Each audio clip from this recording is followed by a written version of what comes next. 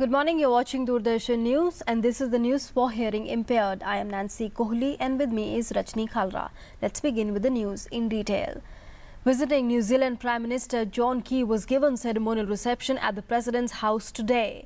Speaking to news persons, John Key said that many issues of primary interest to India, including India's admission to the nuclear suppliers group, will be taken up during the visit.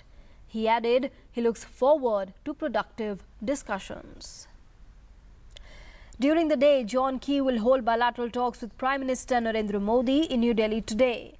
John Key's visit will focus on strengthening ties in the areas of trade, renewable energy and defence, which is high on the agenda. During the talks, India will seek Wellington's support for its entry into the nuclear suppliers group.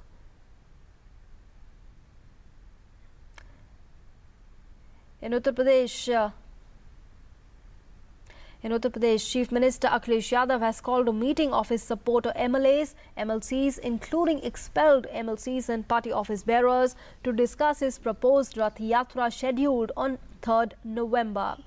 The route of his Rath Yatra has been finalized. He'll start from Lucknow and go to Kanpur via Unnao. Meanwhile, Minister of State for Forests in the Uttar Pradesh government, Pawan Pandey, has been expelled from the party for 6 years in connection with the assaulting MLC Ashu Malik. Malik had filed an FIR against Pandey. Pandey, however, has refuted all charges levelled against him by Malik. Pakistan continued to rain mortars in Abdullia area of RS Pura sector during last night. One assistant sub-inspector of the BSF has been injured due to splinter injury on left hand. 5 to 6 posts of the Rangers have been severely damaged after being hit by the BSF Jawans in forward areas of the IB in very effective retaliation given by the BSF to Pakistan. The firing still continues and Indian side is giving a befitting reply. Meanwhile, the administration has made arrangements of government accommodation at various places to house border dwellers if they migrate from the affected region. Prime Minister Narendra Modi has launched a special campaign called Sandesh to soldiers to invite people to send letters and messages to the armed forces. In a tweet, the Prime Minister said he is happy to see the tremendous enthusiasm towards Sandesh to soldiers and that the wishes will encourage our forces greatly. According to an official statement, the campaign gives every citizen an opportunity to spread happiness among the Indian Armed Forces who are guarding our nation's frontiers far from their loved ones on festivals as well, like Diwali. In an important pronouncement, the Supreme Court had yesterday termed seeking votes in the name of religion as evil and added that it cannot be permitted. However, the Apex Court declined to re-examine its 1995 judgment, which held that Hindutva relates to a way of life and not just a religious practice.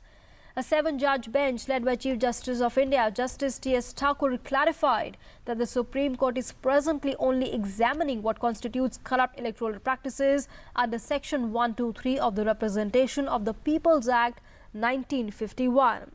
The court said it would not be going into the larger issue of whether Hindutva means the Hindu religion. Last week, social activist Teesta Satalwad had sought to intervene in the matter with an application stating that religion and politics should not be mixed and a direction be passed to de-link religion from politics.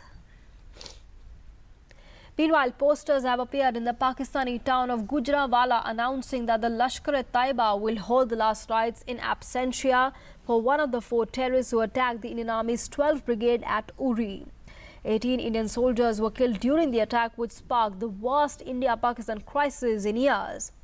The posters are the first evidence that the attacks were carried out by a Pakistan-based jihadist group, until now denied by Islamabad. The posters name one perpetrator as Gujranwala resident Muhammad Anas, who operated using the alias Abu Siraka. They invited local residents to join namaz prayers for Siraka.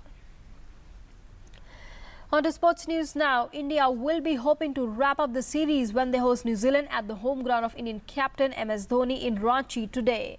The team is bolstered by the performance in the last match and will surely be eyeing to finish the things off before heading to Vizag.